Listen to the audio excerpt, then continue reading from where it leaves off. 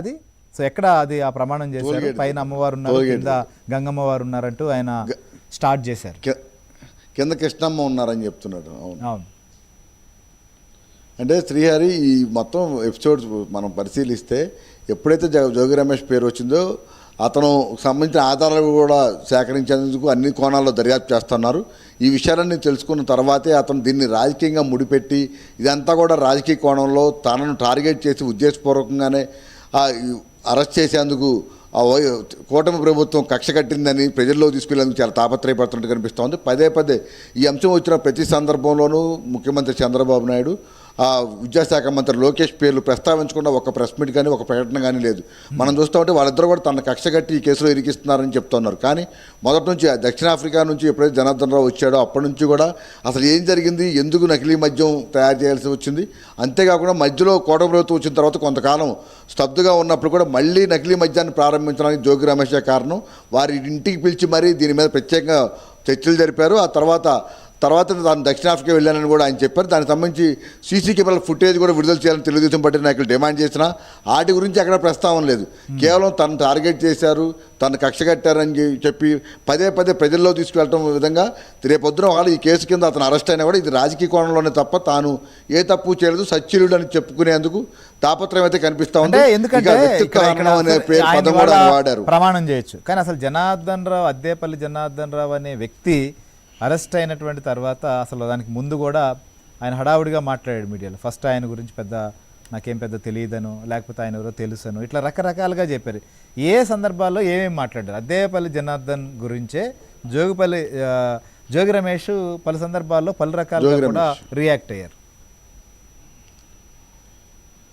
అంటే ఈ వ్యవహారం బయటకు వచ్చినప్పుడు మొత్తం దీనికి సంబంధించి జోగి రమేష్ మొత్తం ఇబ్రహీంపట్నంలో ఆయన చిన్నప్పటి నుంచి అక్కడే ఉన్నారు. ఇబ్రహీంపట్నం మూలాల్లోని నకిలీ మద్యం తయారైందని నిర్ధారణ వచ్చినప్పటి నుంచి కూడా అతను ఈ కేసును రాజకీయంగా కూటమి ప్రభుత్వంపై నిందలు మోపేందుకు మొదటి నుంచి కూడా ప్రయత్నం చేశాడు. అయితే అద్దేపల్లి జనార్దన్ రావు ఎప్పుడైతే బయటకు వచ్చిన తర్వాత అతను వీడియో విడుదల చేసిన తర్వాత అందులో జోగి రమేష్ పేరు ప్రస్తావించారో అప్పటి నుంచి దానికి సంబంధించి తాను దొరికిపోవడం ఖాయంగా కూడా ఆయన ఇప్పటికే ఒక అంచనాకు వచ్చారు. అందుకనే మొదటి నుంచి కూడా ఆ రోజు మొదటేమో అద్దేపల్లి జనార్దన్ రావు ఎవరో నాకు తెలవదు, నాకు సంబంధం లేదు, ఈ కేసులో ఇరికిస్తున్నారని ఒక ప్రకటన చేశారు. ఆ తర్వాత విలేకరులు అడిగిన ప్రశ్నలకు సంబంధించి లోకల్గా ఉన్న విలేకరులకు వాళ్ళ చరిత్ర కూడా తెలుసు కాబట్టి వాళ్ళు ప్రత్యేకంగా పదే పదే ఆ అంశాన్ని ప్రస్తావించడంతో చివరికి తాను చిన్నప్పటి నుంచి కూడా తమ తాతల దగ్గర నుంచి కూడా అద్దేపల్లి జనార్దన్ రావు కుటుంబంతో తమకు సన్నిహిత సంబంధాలు ఉన్నాయి, చిన్నప్పటి నుంచి కూడా పరిచయం ఉంది. ఆ తర్వాత కూడా మద్యం వ్యాపారాలు కావచ్చు, ఇతర వ్యాపారాలకు సంబంధించి కూడా వడ్డీలకి డబ్బులు కూడా ఇచ్చిన సందర్భాలు ఉన్నాయని కూడా ఆయనే అంగీకరించాడు. ఆ తర్వాత మళ్ళీ ఎప్పుడైతే సిట్టు ఇటు ఎక్సైజ్ శాఖ అధికారులు ఉమ్మడిగా దర్యాప్తులు ప్రారంభించి కీలక అంశాలు బయటకు వస్తున్నాయో అందులో కాకుండా ఇప్పుడు జగన్మోహన్ రావు, జనార్దన్ రావు ఇద్దరిని కూడా ఇవాళ 4వ రోజు పోలీసులు ఎక్సైజ్ శాఖ అధికారులు కస్టడీలో ఉన్నారు. అందులో కూడా మొదట జోగి రమేష్ పేరు ప్రముఖంగా వారు చెప్పినట్టు కూడా సమాచారం అవుతుంది.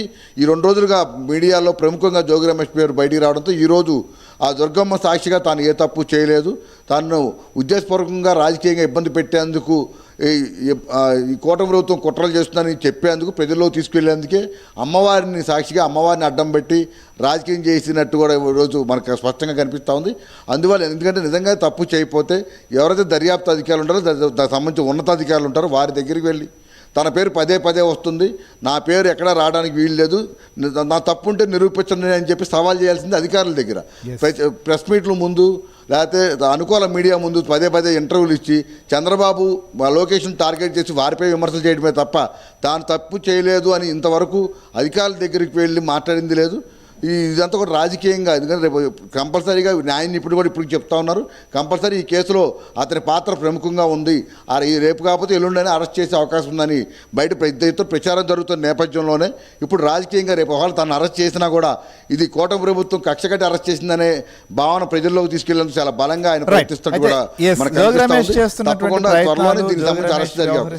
కూడా మనం చూస్తున్నాం. ఇంకోవైపు ఈ నకిలీ మద్యానికి సంబంధించినటువంటిది ప్రస్తుతం విచారణ కూడా కస్టడీకి తీసుకొని విచారిస్తున్నారు. ఏంటి అసలుకి అంటే ఎన్ని రోజుల నుంచి ప్రస్తుతం విచారిస్తున్నారు? ఏమైనా కొత్త విషయాలు బయటకు వస్తున్నాయా? దీని ఆధారంగా ఇంకేమైనా అరెస్టులు జరిగేటువంటి అవకాశాలు ఉన్నాయా? ఇంకా ఏమైనా మూలాలు కానీ ఇతరత్ర అంశాలు కూడా బయటపడే అవకాశాలు కనిపిస్తున్నాయా ప్రసాద్? అవును శ్రీహరి, ప్రధానంగా ఈ నకిలీ మద్యం కేసులో మొత్తం అద్దేపల్లి జనార్దన్ రావు చుట్టే తిరుగుతుంది. అతని నుంచి ఆ మొత్తం అతను ఒక వృక్షం అనుకుంటే అనేక కొమ్మలు శాఖోపశాఖలుగా విస్తరించింది. అందులో చిన్న గ్రామీణ స్థాయి దగ్గర నుంచి వైసీపీ కీలక నాయకుల వరకు, అలాగే టీడీపీ సానుభూతి పరులు కూడా ఇందులో ఉన్నారు. మనం ఏదో ఒక పార్టీకి సంబంధించి కాదు. అయితే అందుకనే ఈ నేపథ్యంలో చంద్రబాబు కూడా ఆ రోజు ఎప్పుడైతే ఈ వ్యవహారం బయటకు వచ్చిందో అక్కడ మొలకల చెరువులో కీలకంగా ఉన్న ఆ వ్యక్తుల్ని సస్పెండ్ చేయడంతో పాటు ఎవరు ఉన్నా కూడా వారిని ఎవరిని ఉపేక్షించదని సిట్టు కూడా ఏర్పాటు చేసి ఆయన స్వయంగా ప్రకటన చేసి ఒక ప్రెస్ మీట్ పెట్టి మొత్తం వాస్తవాలు వివరించారు. అంత కీలకంగా ప్రభుత్వం తీసుకుంది కాబట్టి ఈరోజు ఈ కేసు